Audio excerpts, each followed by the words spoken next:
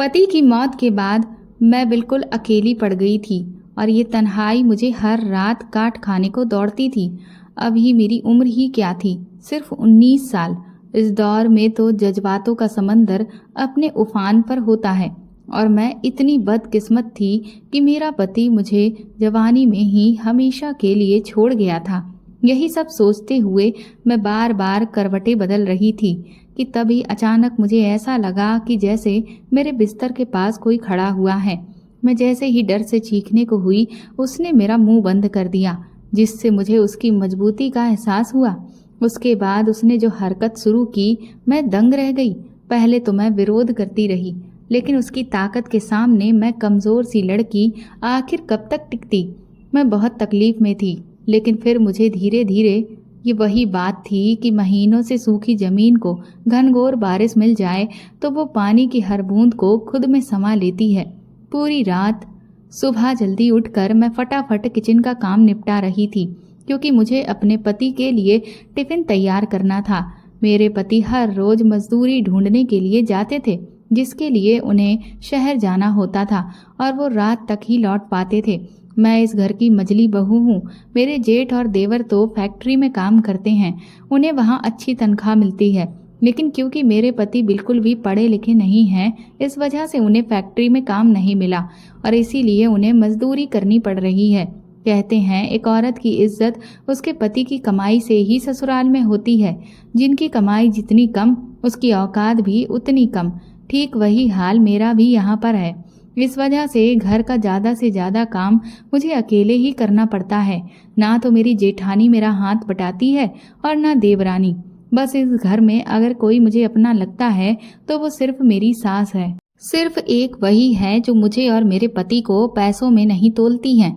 हर दिन की तरह रात होते ही मैं सारा काम निपटा कर अपने पति का बेसब्री से इंतजार कर रही थी कि तभी अचानक से बाहर शोर मचने की आवाजें आने लगी। मुझे लगा कि ना जाने गांव में ऐसा क्या हो गया है। मैंने तुरंत ही जब खिड़की से झांक कर देखा तो पाया कि मेरे घर में धीरे धीरे काफी लोग आने लगे थे। ये देखकर मैं सकते में आ गई कि भला गांव के इतने सारे लोग मेरे घर में क्यों आ रहे हैं। मैं जैसे ही कमरे से बाहर निकली तभी मेरी नज़र सामने पड़ी और मेरे पांव वहीं जम गए, क्योंकि कुछ लोग अपने कंधों पर किसी इंसान को लादे हुए ला रहे थे, जो कि सफ़ेद कफन में लिपटा हुआ था। ये सब देखकर हम सभी घरवाले हक्के बक्के रह गए। मेरे ससुर ने तुरंत ही भागकर उस कफन को जैसे ही उठाया तो सबके पैरों तले से जमीन निकल गई थी, क्योंकि उस दिन मेरी तो दुनिया उजड़ गई थी। मेरे पति की लाश मेरी आंखों के सामने पड़ी हुई थी। मैं जैसे तैसे मरे हुए कदमों के साथ उनके करीब गई और धड़ाम से नीचे गिर पड़ी। लोगों की बातों से मुझे ये पता चला कि आज मेरे पति का एक्सीडेंट हो गया था और उनकी ऐन मौके पर ही मौत हो गई थी। रो रो कर मेरा बहुत बुरा हाल था। कहाँ तो मैं अपने पति का इतनी बेसब्री से इंतजार कर रही थी और कहाँ मेरे पति मुझे हमेशा के लिए छोड़कर चले गए थे और एक ऐसा इंतजार दे गए थे जो अब सारी जिंदगी खत्म नहीं होने वाला था। अगले दिन सुबह मेरे पति का अंतिम संस्कार कर दिया गया और मैं एक सुहागन से विधवा बन चुकी थी और सफ़ेद साड़ी में लिपट चुकी थी। हर कोई बस मुझे देख देख कर ही रो रहा था कि इस बेचारी के तो कर्म ही फूट गए, जो साल भर की शादी में ही ये विधवा हो गई। अभी इसकी उम्र ही क्या है, 19 साल की भरी पूरी जवान लड़की है। अभी तो इसने ठीक से कुछ देखा समझा भी नहीं और इसकी जिंदगी बर्बाद हो गई। मैं सबकी बातें सुन तो रही थी, लेकिन ऐसा लग रहा था कि जैसे मुझे कुछ भी महसूस नहीं हो रहा है। मेरे आंसू भी अब सूख चुके थे। इस सदमे में बैठी हुई मैं अपनी अब तक की पूरी जिंदगी के बारे में सोचने लगी। मुझे याद है जब मैं 6 साल की थी तब मेरे पिता का हद से ज़्यादा शराब पीने की वजह से देहांत हो गया था और पिता की मौत का सदमा माँ बर्दाश्त नहीं कर पाई, इसलिए वो बहुत बीमार रहने लगी और बस 1 साल के बाद वो भी मुझे इस दुनिया में छोड़कर अकेली चली गई। उसके बाद मुझे चाचा चाची अपने घर ले गए। कुछ दिन तो उन्होंने मुझे अच्छे से रखा, लेकिन फिर उसके बाद उनका रवैया मेरे प्रति बिल्कुल बदल गया। चाचा चाची मुझे हर रोज तरह तरह के ताने देते थे और घर का पूरा काम मुझसे करवाते थे। गांव में जो भी 1-2 मेरी सहेलियां थीं, वो मुझसे अक्सर कहती, रचना तू फिक्र मत कर, भगवान का दिल इतना भी छोटा नहीं है। तू देखना, तुझे एक दिन बहुत सुंदर राजकुमार ब्याह कर अपने साथ ले जाएगा और तेरी जिंदगी के सारे दुख दर्द को खत्म कर देगा। उनकी बातों से मुझे उम्मीद मिलती थी और मैं तब से ही अपने सपनों के राजकुमार के बारे में दिन रात सोचने लगी थी और इंतजार करती थी कि ना जाने वो कब आएगा और मुझे इस नर्क से मुक्ति दिलाएगा। फिर एक दिन जब मैं खेतों से काम करके घर लौटी तो मुझे पता चला कि मेरी शादी तय कर दी गई है। पहले तो मैं ये बात सुनकर खुश हुई, लेकिन जब मुझे ये पता चला कि मेरी शादी जिससे हो रही है वो मुझसे पूरे 20 साल बड़ा है तो मेरे पैरों तले से जमीन निकल गई थी। मैंने जब चाचा से इस बारे में बात की तो वो मुझ पर चिल्लाते हुए कहने लगे कि तू क्या कहीं की राजकुमारी है जो तेरे लिए कोई नया नवेला जवान लड़का बैठा होगा। हमारे पास इतना दहेज नहीं है जो तेरे लिए हम कोई हीरो ढूंढ के लाएं, इसीलिए बड़ी मुश्किल से ये रिश्ता मिला है। चुपचाप इससे शादी कर ले और अपने ससुराल जाकर अपना घर संभाल। मुझे याद है उस दिन मैं बहुत रोई थी, रो रो कर भगवान से यही शिकायत करती थी कि आखिर उसने किस कलम से मेरी किस्मत लिखी है। क्या सारी दुनिया के दुख दर्द सिर्फ मेरी किस्मत में ही लिख दिए हैं। लेकिन फिर भी मैंने इसे अपना भाग्य समझा और सोचा कि शायद मेरा पति अच्छा हो और वो मुझे सारी खुशियां दे जो मैं अब तक चाहती थी। शादी के बाद विदा होकर जब मैं इस घर में आई तो यहाँ सास ससुर जेठ जेठानी देवर देवरानी सब मौजूद थे और तब मुझे जो बात पता चली उसने मुझे एक और झटका दिया। मेरा पति तो पहले से ही शादीशुदा था। उसकी पहली पत्नी अपने बच्चे को पैदा करते वक्त इस दुनिया को छोड़कर चली गई थी और फिर कुछ दिनों के बाद वो बच्चा भी स्वर्ग सिधार गया था। ये सब सुनकर तो मेरे बच्चे कुचे अरमान भी खत्म हो गए थे। मैंने कभी नहीं सोचा था कि मेरी शादी एक शादीशुदा आदमी से कर दी जाएगी, जबकि मैं सिर्फ 19 साल की थी और दिखने में मैं बहुत खूबसूरत थी। पूरे गांव में मुझसे ज्यादा खूबसूरत लड़की कोई भी नहीं थी, जबकि मेरा पति बिल्कुल मेरे रंग के विपरीत था। हालांकि मेरे ससुराल में पैसों की बहुत ज्यादा कमी नहीं थी, क्योंकि मेरे ससुर के पास बहुत सारे गाय भैंस थे जिससे वो दूध का व्यापार किया करते थे, जिसमें कई नौकर भी लगे हुए थे। इसीलिए सब लड़कों की सिर्फ ठीक ठाक कमाई होने के बावजूद भी घर में हर सुविधा मौजूद थी। कुछ ही दिनों में जब मैंने अपने पति के स्वभाव को जाना तो मुझे इस बात की तसल्ली हुई कि वो इतने भी बुरे नहीं हैं जितना मैं उन्हें समझ रही थी। धीरे धीरे मुझे अपने पति से बहुत लगाव हो गया और बस मैं उनमें ही अपनी दुनिया देखने लगी थी। हालांकि मैं इस बात से काफी परेशान रहती थी कि मेरी जेठानी और देवरानी दोनों ही मुझ पर हुक्म चलाती हैं, लेकिन मेरे पति हमेशा मुझे समझाते रहते थे कि जब तक उनकी हैसियत बढ़ नहीं जाती बस तब तक ही मुझे ये सब बर्दाश्त करना होगा। मेरी जेठानी और देवरानी मुझसे बहुत जलती थी, क्योंकि घर में जो कोई भी आता वो हमेशा मेरी बहुत तारीफ करता था, क्योंकि मैं सबसे सुंदर थी।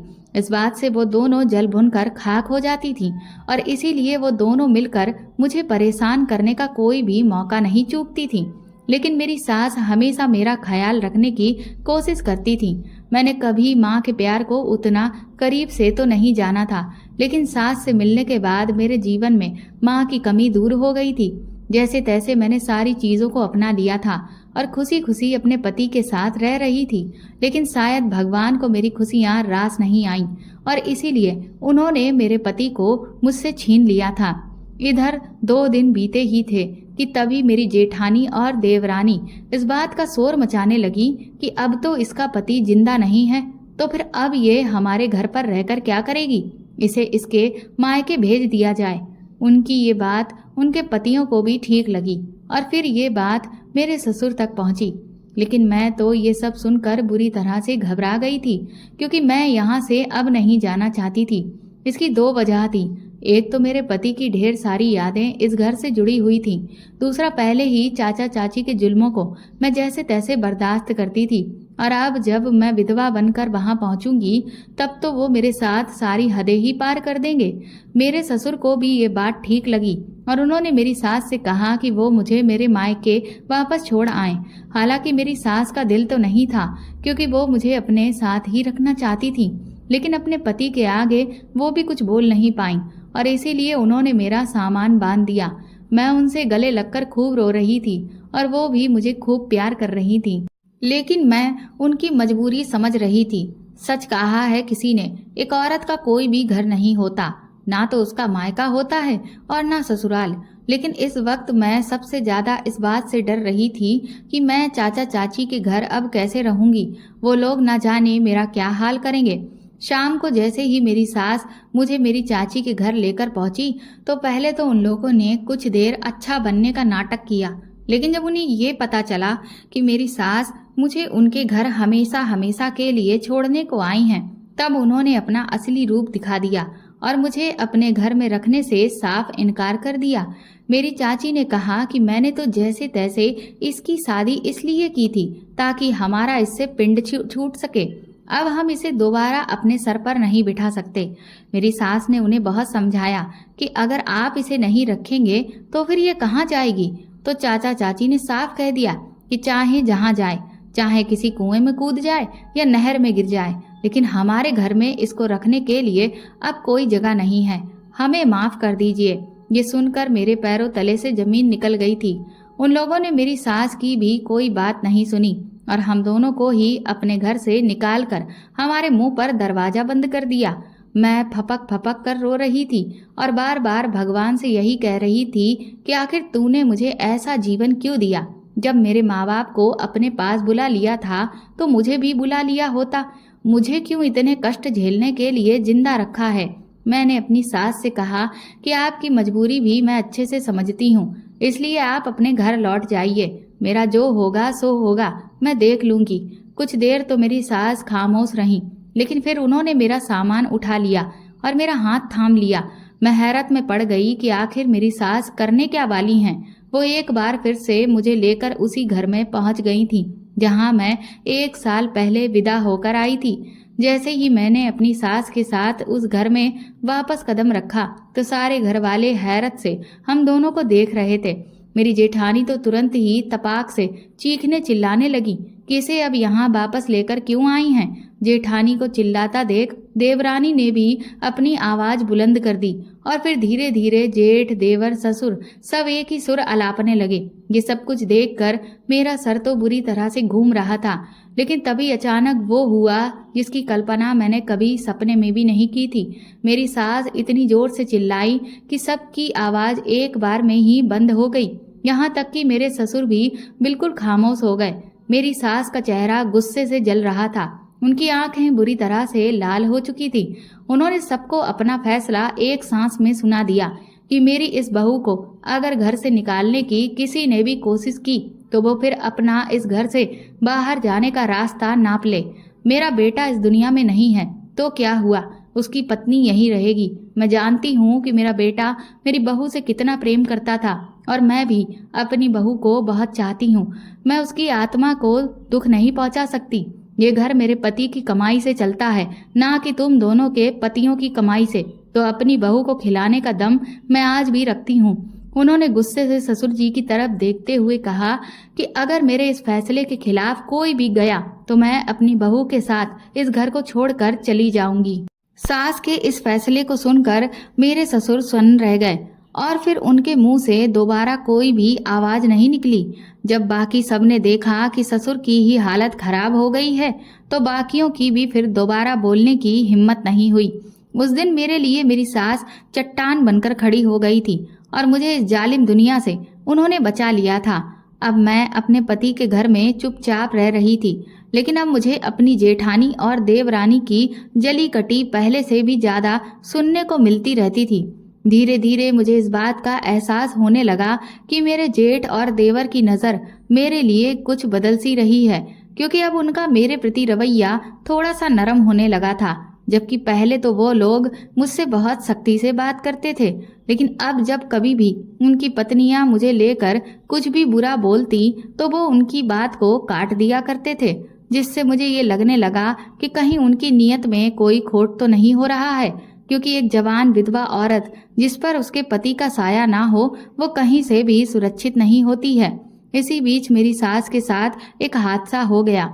वो छत से लड़खड़ाकर गिर गईं और उनके शरीर में ऐसी चोट आई कि वो बिल्कुल बिस्तर से ही लग गईं और धीरे धीरे उन्हें चलने फिरने यहाँ तक कि बोलने में भी तकलीफ होने लगी।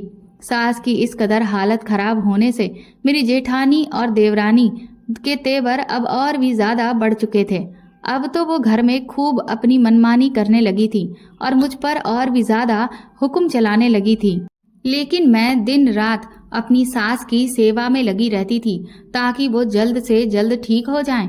इसी सबके बीच एक रात जब मैं अपने कमरे में लेटी हुई अपने पति को याद करके करवटें बदल रही थी, तभी अचानक मुझे ऐसा लगा कि जैसे मेरे कमरे में बिस्तर के पास कोई खड़ा हुआ है।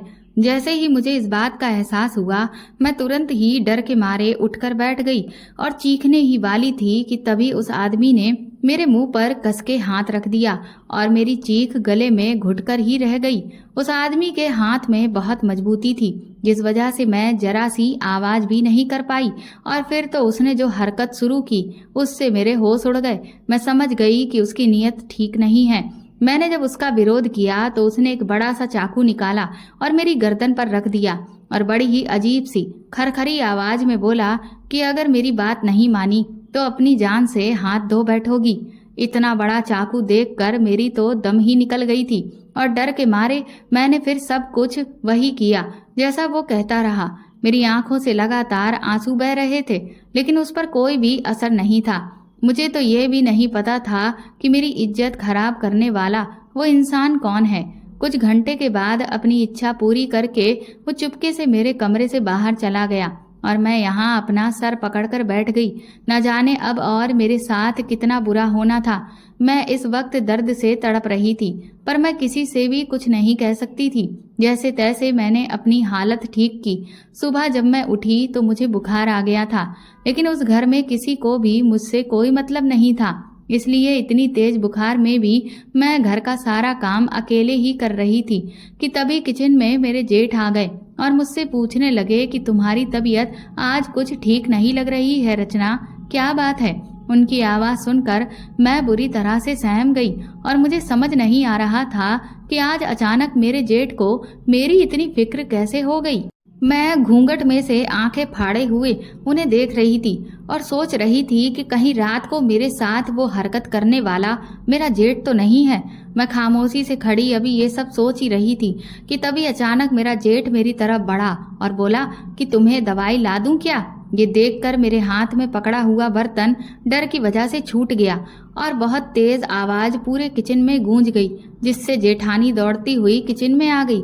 जेठानी को किचन में देख मेरा जेठ सकपका गया और तुरंत ही ऐसे नाटक करने लगा कि जैसे वो पानी पीने के लिए आया था। जेठानी मुझ पर चिल्लाने लगी कि मैं कोई काम ठीक से क्यों नहीं करती हूँ। इतने में जेठ वहां से दुम दबाकर भाग चुका था। काम निपटाकर जब मैं अपनी सास के पास गई तो मुझे बहुत रोना आ रहा था।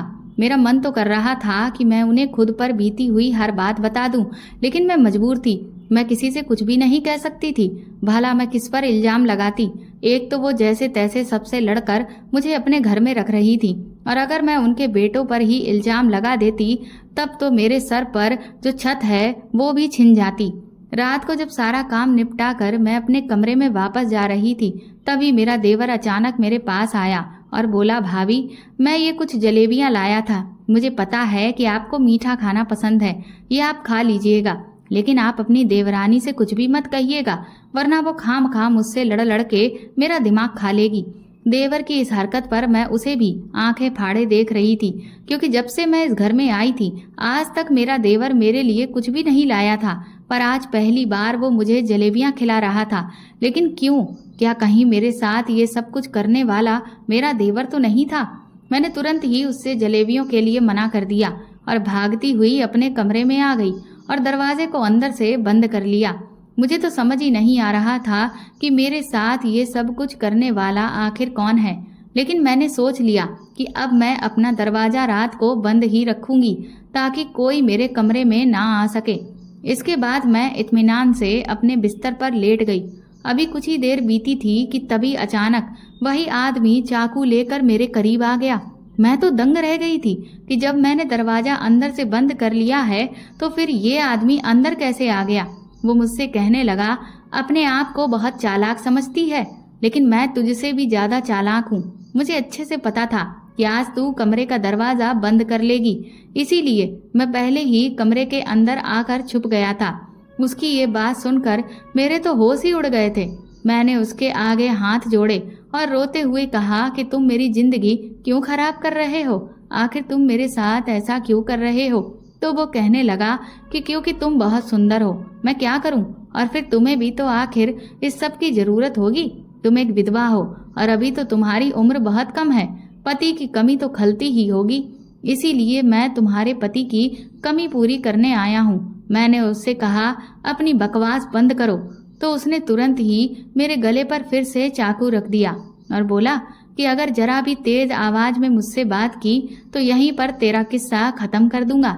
डर के मारे मेरी हालत खराब हुई जा रही थी और फिर मेरे साथ वही हुआ जो पिछली बार हुआ था, लेकिन इस बार उसने मेरे साथ जो चाल चली वो तो मैंने कभी सपने में भी नहीं सोची थी। उसने अपने फोन से मेरी एक ऐसी तस्वीर निकाल ली जिससे मेरी जिंदगी तबाह हो जाती। वो मुझसे कहने लगा कि अब आज के बाद अगर तुमने अपने कमरे का दरवाजा बंद किया तो मैं सब जगह ये फोटो दिखा दूंगा, और फिर तुम तो अच्छे से जानती ही हो कि एक औरत पर उंगलियां उठाने वालों की कमी नहीं है, और अगर वो औरत विधवा हो तब तो लोगों को बैठे बिठाए मौका मिल जाता है। वैसे भी इस घर में कोई नहीं चाहता कि तुम यहाँ पर रहो, और इसके बाद तो सबको मौका मिल जाएगा कि विधवा होने के बाद अपने मरे हुए पति का नाम खराब कर रही है और सब जगह घर वालों की बदनामी कर रही है। फिर तो सब तुझे धक्के मार कर यहाँ से निकाल देंगे। इसलिए तेरी भलाई अब इसी में है कि जैसा मैं कहता जाऊं चुपचाप तू वैसा करती जा। इसके बाद वो फिर से चुपचाप मेरे कमरे से चला गया और मैं पूरी रात रोती रही। न जाने कौन मेरा दुश्मन बना बैठा था। मैं उस दिन को कोसने लगी जब मेरी सास मुझे इस घर में लेकर आई थी। मुझे नहीं पता था कि इस घर के आदमी इतना घटिया मंसूबा पाले हुए बैठे हैं। उन्हें जरा सी भी शर्म नहीं आ रही कि मैं उनके घर की बहू हूँ। सबसे बड़ा दुख ये था कि मैं अपनी इस तकलीफ के बारे में किसी से कुछ भी नहीं कह सकती थी, और अब तो मैं बुरी तरह से फंस चुकी थी, क्योंकि अगर मैं खुद को बचाने के लिए कोई भी कदम उठाती तो वो आदमी मेरी हर जगह बदनामी कर देता और मुझे कहीं का भी नहीं छोड़ता। मैंने इस बारे में बहुत सोचा तो मुझे ये ख्याल आया कि मेरी सास तो वैसे ही हर वक्त बिस्तर पर रहती हैं और उनके ज्यादातर काम मैं ही करती हूँ, तो क्यों ना मैं अपनी सास के कमरे में ही सोने लगूं, तो इससे वो आदमी मेरे साथ कुछ गलत नहीं कर पाएगा। मुझे ये ख्याल बहुत अच्छा लगा। इसलिए जब अगले दिन रात हुई तो मैंने अपने ससुर जी से कहा कि सासू माँ की तबीयत ठीक नहीं है, तो मैं अब उनके कमरे में ही सोया करूंगी, ताकि रात में अगर उन्हें कोई भी दिक्कत समस्या लगती है तो मैं उनका ख्याल रखने के लिए हर वक्त उनके साथ रहूंगी। लेकिन मेरे ससुर ने मुझे सास के साथ लेटने से मना कर दिया। मैंने ससुर को समझाने की बहुत कोशिश की, पर वो कहने लगे कि दिन भर तुम उनका ख्याल रखती हो, बस उतना ही काफी है। रात को मैं खुद अपनी पत्नी का ख्याल रख सकता हूँ। मेरी सास ने भी ससुर से कहा कि अगर वो रुकना चाहती है तो रुकने दो, तो ससुर कहने लगे कि तुम पहले ही अपनी बहुत मनमानी कर चुकी हो। तुम्हारी एक बात मान लेने का मतलब ये नहीं है कि अब मैं तुम्हारी हर बात मानूंगा, इसीलिए चुपचाप लेटी रहो। ससुर का गुस्सा देखकर मैं कमरे से बाहर आ गई और यही सोचने लगी कि भला ससुर इस बात पर इतना जोर क्यों दे रहे हैं कि मैं अपने कमरे में ही लेटूं। क्या ससुर भी वो हो सकते हैं जो मैं सोच रही हूँ? मैं अपना सर पीटने लगी थी। वो आदमी ना जाने कौन था जिस वजह से मुझे अब इस घर के हर आदमी पर शक हो रहा था, क्योंकि नजर तो अब मुझे इनमें से किसी की भी ठीक नहीं लग रही थी, लेकिन कोई तो था जो मेरी तन्हाई का फायदा उठा रहा था। मुझे अपने कमरे में जाते हुए बहुत डर लग रहा था, क्योंकि मैं जानती थी कि अब कमरे में जाने के बाद एक बार फिर से मेरे साथ क्या होने वाला है। मेरी तो जेठानी और देवरानी भी इतनी अच्छी नहीं थी जो मैं उनसे ये कह सकती कि आज वही मेरे साथ कमरे में सो जाएं, और बाहर आंगन में भी मैं लेट नहीं सकती थी। मैं भगवान से दुआ करने लगी कि वो कोई चमत्कार कर दे और मुझे बचा ले, लेकिन ऐसा कुछ भी नहीं हुआ। उस रात भी मैं उस तकलीफ से गुजरी, और फिर तो ये अब हर रोज का हो गया था, जिस वजह से दिन ब दिन मेरी सेहत बिगड़ती जा रही थी। महीनों बीत गए, लेकिन मैं ये जान ही नहीं पा रही थी कि वो कौन है आखिर।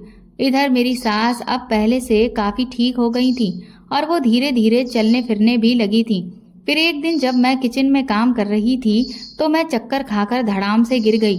जब मेरी आंख खुली तो अपनी सास और गांव की डॉक्टरनी को सामने बैठा पाया। मेरी सास का चेहरा उतरा हुआ था और डॉक्टरनी भी बड़ी अजीब नजरों से मुझे देख रही थी। मैंने अपनी सास से पूछा कि मुझे क्या हुआ था, तो मेरी सास की आंखों में आंसू आ गए और वो मुझे थोड़ा गुस्से में बोली, रचना, मैंने तुम्हें हमेशा अपनी बहू कम और बेटी ज्यादा माना, लेकिन मुझे तुमसे ये उम्मीद कभी नहीं थी। मैं तुम्हें इस घर में अपने बेटे के ना होते हुए भी सिर्फ इसलिए लेकर आई क्योंकि मेरा बेटा तुमसे बहुत प्यार करता था। लेकिन तुम मेरे बेटे से प्यार नहीं करती हो। तुमने मेरे बेटे को धोखा दिया है। मैंने अपनी सास से कहा कि ये आप क्या कह रही हैं माँ जी, ऐसा कुछ भी नहीं है। मैं भी उनसे बहुत प्यार करती हूँ। आज भी मैं उन्हें बहुत याद करती हूँ। मेरी सास कहने लगी, झूठ बोलती हो तुम। अगर ऐसा होता तो तुम किसी और से गलत रिश्ता नहीं रखती। सास के मुंह से ये बात सुनकर मेरे पैरों तले से जमीन निकल गई थी। मैंने उनसे कहा कि आप गलत समझ रही हैं, ऐसा कुछ भी नहीं है। तो मेरी सास कहने लगी कि मैं गलत समझ रही हूँ। तुम अब किसको बेवकूफ बनाने की कोशिश कर रही हो? सबने मुझे घर में कहा कि अब ये लड़की विधवा हो गई है, इसीलिए इसे घर में रखना बिल्कुल भी ठीक नहीं है। लेकिन फिर भी सबके खिलाफ जाकर मैंने तुम्हें इस घर में रखा। और तुमने क्या किया? मेरी ही नाक के नीचे रहते हुए तुम मुझे धोखा दे रही थी और अपनी मनमानी कर रही थी। अरे अगर तुम्हारी इतनी ही ख्वाहिशें थी तो तुम मुझे सामने से आकर कह सकती थी कि मैं दूसरी शादी करना चाहती हूँ। और वैसे भी तुम्हें थोड़ी सी भी तसल्ली नहीं थी।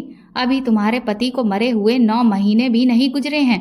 मैं तो खुद तुम्हारे लिए दूसरा लड़का ढूंढ रही थी ताकि तुम्हारी बाकी की बची हुई जिंदगी किसी के सहारे से कट सके। ये तो मैं भी अच्छे से जानती हूँ कि तुम्हारी अभी उम्र ही क्या है। अभी तो तुम्हारे आगे बहुत लंबी जिंदगी पड़ी है और हर इंसान को एक सहारे की जरूरत होती है। इसीलिए मैं भी तुम्हारे लिए कोई ढंग का रिश्ता देख रही थी ताकि तुम्हें वो सारी खुशियां मिल सकें जो अब तक नहीं मिल पाई। लेकिन तुम्हें तो तसल्ली ही नहीं थी। मुझे नहीं पता था कि तुम इस कदर बेताब हो। शर्म आनी चाहिए तुम्हें। और मुझे भी शर्म आ रही है आज कि मैंने तुम्हें अपनी बेटी जैसा समझा। सास की ये बातें मेरे कानों में लावा जैसी घुल रही थी। मैं रो रो कर उनके सामने हाथ जोड़ने लगी कि कम से कम आप तो मुझे गलत मत समझिए, क्योंकि मैंने आपका विश्वास नहीं तोड़ा है। मैंने कभी मर्यादा नहीं लांघी।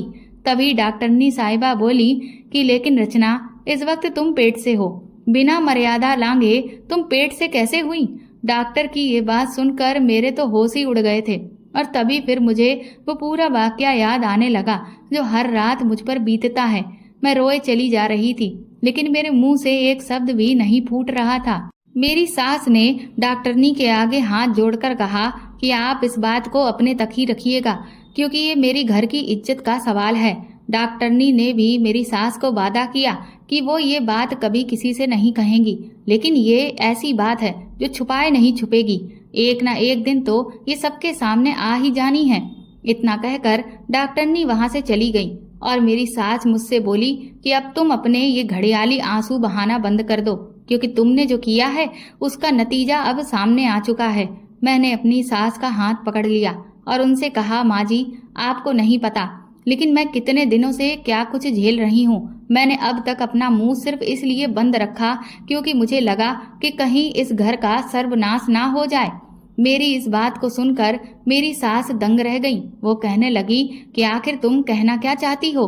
फिर मैंने उन्हें अब तक जो भी मुझ पर बीत रही थी सारी बातें सच सच बता दी, जिसे सुनकर उनके होश उड़ गए।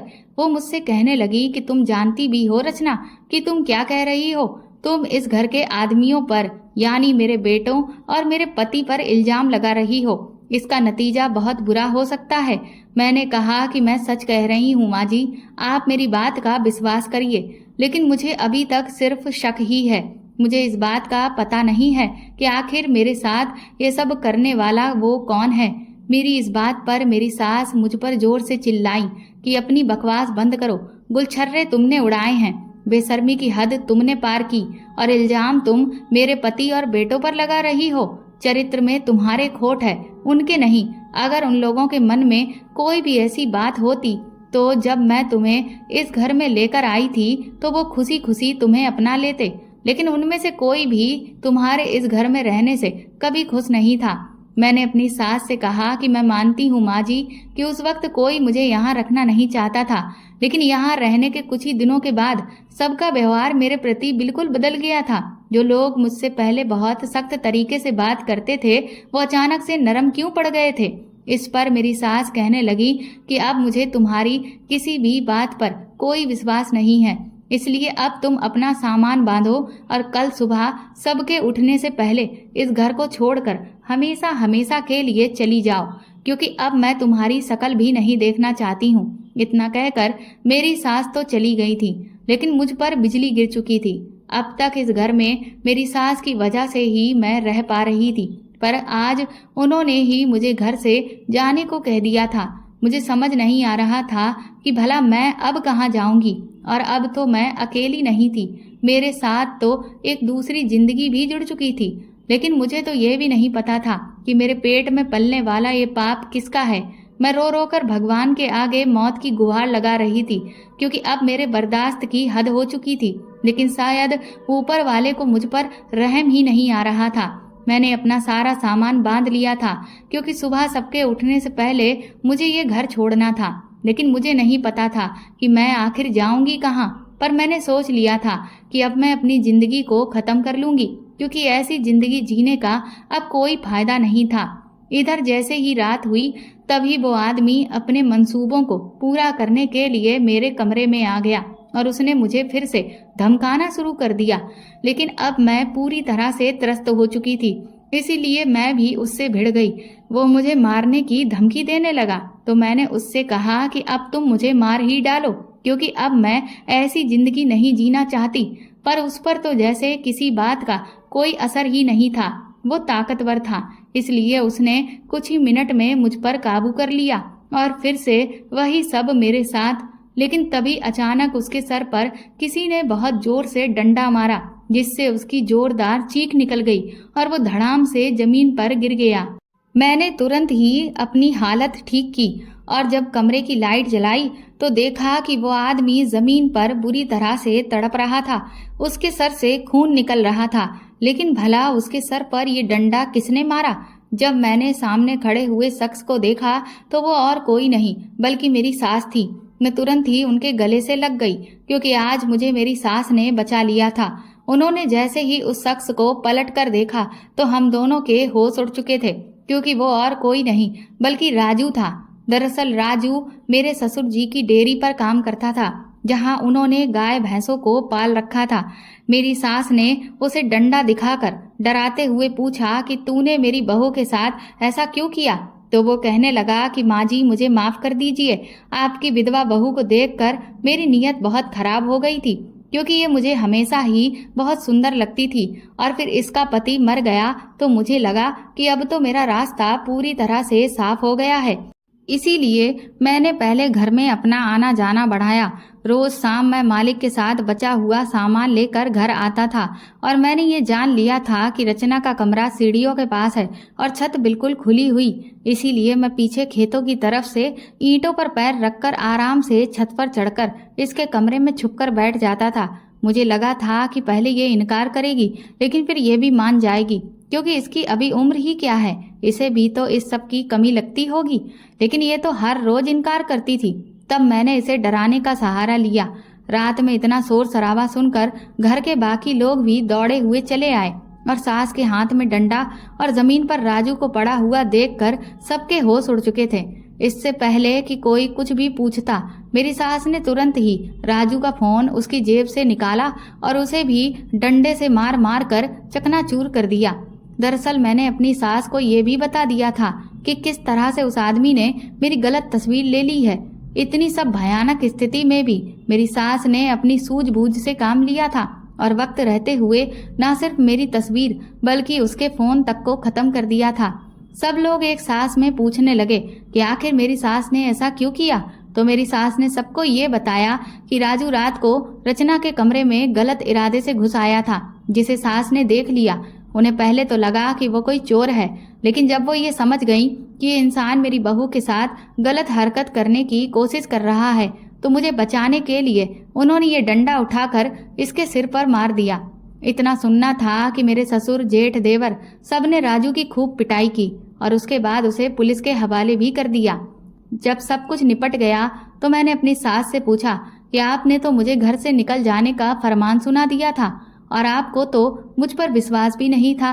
तो मेरी सास कहने लगी कि मैं जानती हूँ रचना, मैंने तुम्हारा दिल दुखाया है।